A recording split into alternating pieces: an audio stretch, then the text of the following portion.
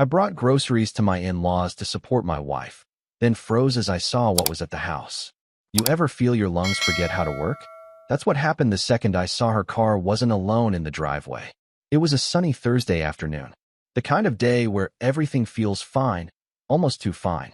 I had just finished work early and thought, you know what? I'll surprise Emily. I'll take the groceries over myself today. Every week for the past few months, my wife, Emily, Miss St. Emily to everyone around us, had been spending Thursdays at her parents' house. Said she wanted to help her mom around the kitchen, clean up a bit, and bring back some good old-fashioned home cooking. She'd come back smiling, hair tied up in a messy bun, and holding containers of stew, casseroles, and baked bread like she was running a damn charity. And I believed every word. So, I stopped by Trader Joe's, grabbed a few bags of her mom's favorite organic nonsense, and even picked up Emily's preferred vanilla oat milk. I didn't call or text. I wanted this to be a sweet surprise. I imagined walking in, hearing laughter from the kitchen, maybe seeing her dusting the shelves or peeling potatoes with her mom. Something cozy, warm. But then I turned into the driveway. Her dad's truck wasn't there. Her mom's red minivan wasn't there either. Only Emily's white Civic, and a sleek, black BMW parked awkwardly beside it, engine still warm. My hand tightened around the grocery bag handles. A little too tight. The plastic creaked, threatening to tear. I stood there for a second, telling myself it was probably her cousin or a neighbor, or maybe a mechanic or contractor. But I knew. Still, I walked. Slow, deliberate steps. The kind you take when your gut knows the answer, but your heart wants proof it's wrong. The blinds in the front room were drawn, but the side window near the kitchen, yeah, that one was cracked open, just enough. I took a few steps to the side, set the grocery bags down quietly, and leaned in. Laughter. A man's laugh. Then her voice. That fake, sugary tone she never used with me anymore. You always know how to make me feel good. There was a silence after that. A rustling sound. Then a soft moan. Hers. I backed away like I'd just touched a live wire. I wanted to puke. I wanted to scream. I wanted to burst through the door and drag whoever that was out by the collar. But I didn't. Instead, I picked the groceries back up with shaking hands and walked around to the back patio. That door was usually unlocked when they were home. It was. I turned the knob and stepped inside. What I saw next burned into me. Emily was straddling him on the living room couch, half naked, her shirt bunched up, his hands gripped around her waist like she was his. My wife. My freaking wife. She didn't see me at first. It was the guy, tall, smug-looking, probably younger than me, who noticed me first. His eyes widened, and he froze. She turned her head and gasped. Oh my God, Jason! I stood there, still holding the bag of groceries, my veins filled with fire and disbelief. I didn't speak. I couldn't. She scrambled off him like she was caught shoplifting, pulling her top down, fumbling for excuses already. Wait, babe. Listen, this isn't what it looks like. Isn't what it looks like? I dropped the groceries right there. Milk spilled. Apples rolled across the floor like we were in a damn commercial for Betrayal. She took a step toward me. Jason, please, let me explain. I laughed. Not because it was funny, but because something inside me snapped. You've got 2 minutes before I decide whether I burn this house down or walk away forever. Her face twisted. Not in guilt. Not in shame. But annoyance. Don't be dramatic, Jason. It's not like we were doing anything serious. God, you always blow things out of proportion. That was it. That moment, right there, was when I realized I wasn't just being cheated on. I was being mocked, devalued, discarded. She didn't even pretend to feel sorry. Her lover had zipped up and was trying to sneak out the back without saying a word. I let him. For now. I looked back at Emily, her hair a mess, lips swollen from another man, face smug like I was the problem. You lied to me. For months. And brought another man into your parents' house while pretending to be some wholesome daughter-wife combo. She shrugged. Well, maybe if you weren't so predictable and boring, I wouldn't have needed something different. I took a deep breath. I wasn't going to hit her. I wasn't going to scream. But I wasn't going to stay silent either. I stepped forward, looked her dead in the eyes, and said, You just set fire to your whole life. Hope it was worth it. And then I walked out, leaving behind spilled groceries, a cheating wife, and the ashes of everything I once believed in. I didn't go home right away. I drove. No music. just the hollow sound of tires against the road and my own breath punching the air. I passed our apartment, passed downtown, ended up in a Walmart parking lot somewhere on the edge of the city. I sat there for hours, staring through the windshield like the rain might wash away what I saw. But nothing changed.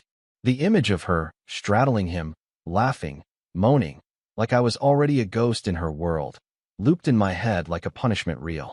The way she looked at me when I caught them, like I was an inconvenience. Like I had ruined her afternoon. That broke something in me I didn't know was there. My phone buzzed over and over. Emily. Her name lit up the screen like a slap. I didn't answer. Eventually she gave up and started texting. Jason, we need to talk. It wasn't serious. You're overreacting. Come home. I turned the phone off and threw it in the glove box. The next day, I didn't go to work. I didn't tell anyone. I needed silence. Space to figure out whether I wanted to burn her world down or just disappear from it. Around noon, I drove to our apartment. She was waiting outside, sitting on the steps in leggings and that same hoodie she wore when we used to stay up watching horror movies and laughing like idiots. She stood up when she saw me, eyes puffy, fake tears ready. Jason. I walked past her and opened the door. She followed me in like we were about to have some stupid sitcom moment where everything gets fixed in 22 minutes. I dropped my keys on the table. You have 5 minutes. Okay, look, I know how it looks. I cut her off. Emily, don't insult both of us. You weren't just cheating. You planned it. You lied every week, built this routine, even used your parents as cover. You enjoyed the lying. She crossed her arms and scoffed. I didn't enjoy it, Jason. I needed something different. You've become so dull. Every day it's the same. Work, eat, sleep. You don't even look at me the same way. Because I thought we were happy, I said, voice low but steady. Because I trusted you. She stepped closer.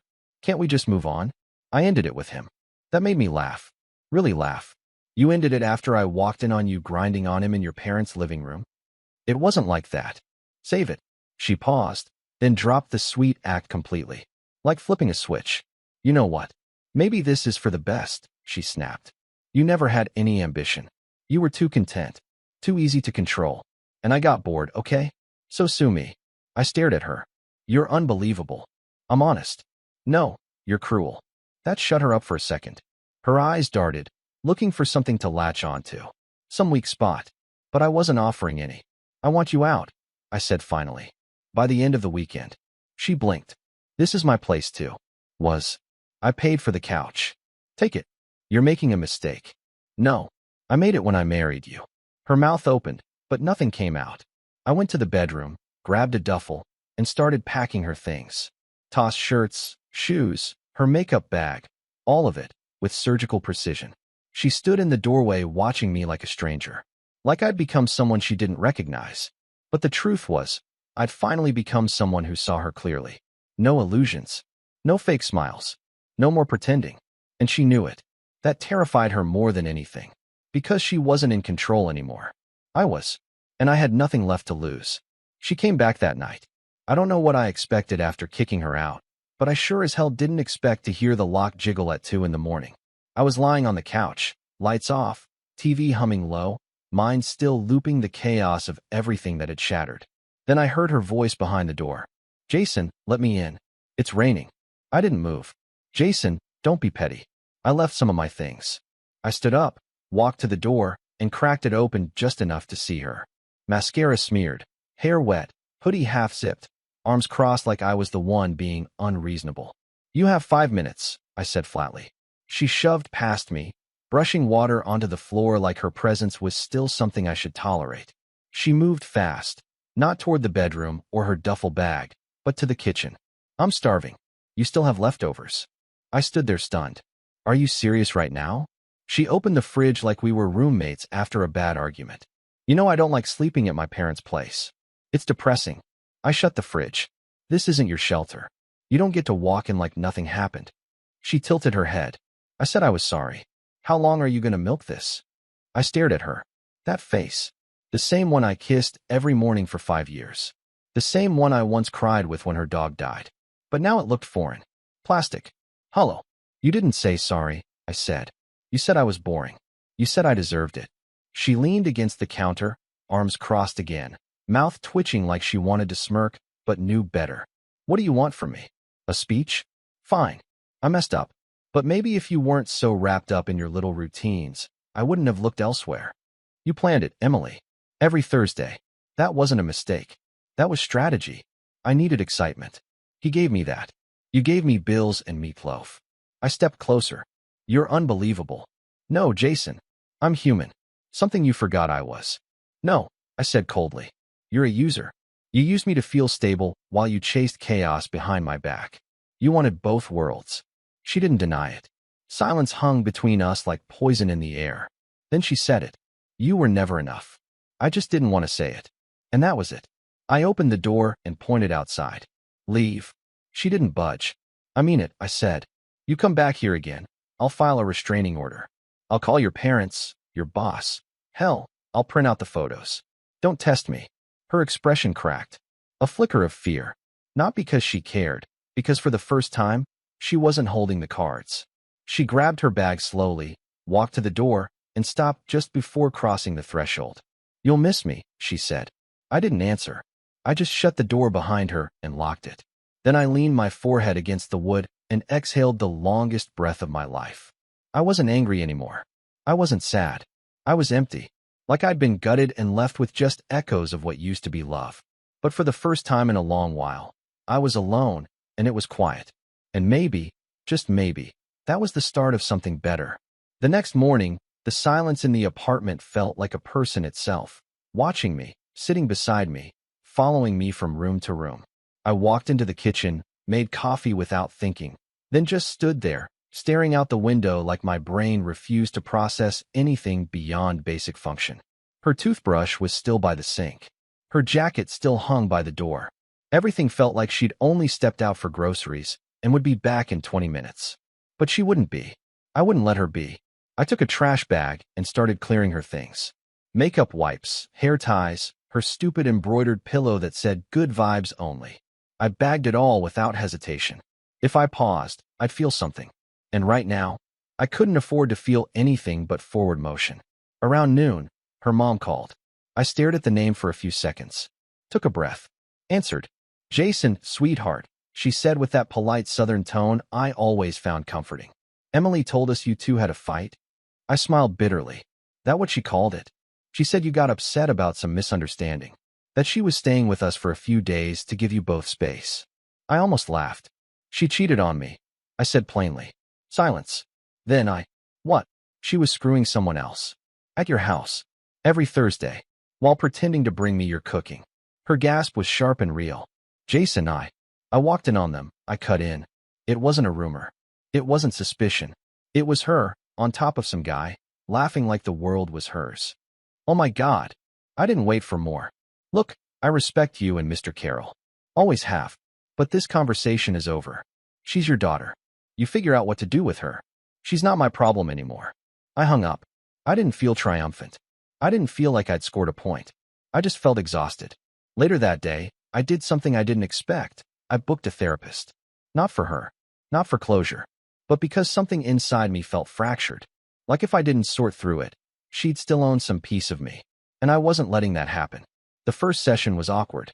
I sat on the couch, arms folded, trying not to say the word betrayal, like it wouldn't sound so real if I avoided it. So, why are you here? The therapist asked, calm and unblinking. My wife cheated, I said. He nodded. Do you want her back? I almost choked. God, no. He nodded again. Then what do you want? And I sat there, silent. Because I didn't know. All I knew was I didn't want to feel this kind of invisible anymore. This discarded. This stupid. That night, I got a text. I need to come by. I left something important. I didn't answer. 2 hours later, she showed up anyway. Buzzed the apartment door. I didn't let her in. She buzzed again. And again. I finally picked up the intercom. What do you want? My passport. I'm traveling. I buzzed her in. Not because I owed her anything, but because I didn't want to hear her voice ever again after tonight. She came up, smug as ever, wearing new clothes and fake innocence. It's in the drawer, right? I didn't answer. She found it in the office and turned to leave. But then she paused in the doorway. You could have made this easier, you know. I looked at her like she was a shadow on my wall. You burned everything, Emily. And now you want me to hand you a bucket of water. She rolled her eyes. You were always so dramatic. And then she left. I stared at the door for a while, then opened the window to let the air clear. The storm was coming. Outside, I mean. Real thunder in the distance. But in here, it was finally still. And for the first time in weeks, I didn't feel like I was drowning in it. The next week passed in fragments. I went to work. I came home. I slept. Repeat. I stopped checking my phone. Stopped scrolling. I wasn't looking for closure. I wasn't looking for drama. I wanted peace. But of course, peace isn't something people like Emily let you have. 3 days after the last time I saw her, I got a call from my friend Marcus. His voice was tight. Hey, man, you should see this. What? Check Emily's Instagram. I hadn't looked at her profile since the day I walked in on her. Didn't care to, but something in his tone made my stomach twist. I opened the app. Searched her name. The first post hit like a brick to the ribs. A photo of her and him. Her Thursday afternoon toy. They were at some beach resort, cocktail glasses in hand, both grinning like winners.